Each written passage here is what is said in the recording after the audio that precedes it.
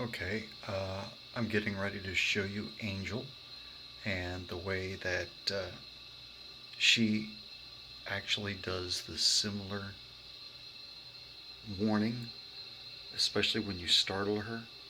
So we're going to go in, and as soon as I get close, she's going to hiss at me.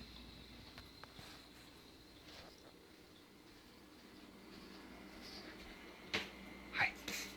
Yeah? You gonna hiss? And yet, Elizabeth, come on, step up. That's a good bird. You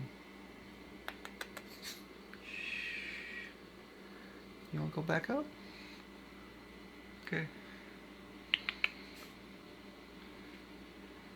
See? And she's still a little baby. Oh yeah. How you doing? Yeah.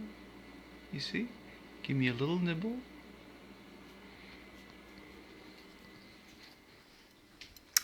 Like I said, she's perfectly happy. That's what happens when you startle her.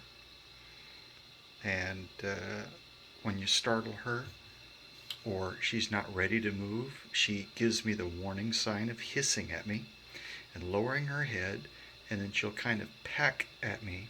It's not really a bite per se, so it's nothing that I would worry about.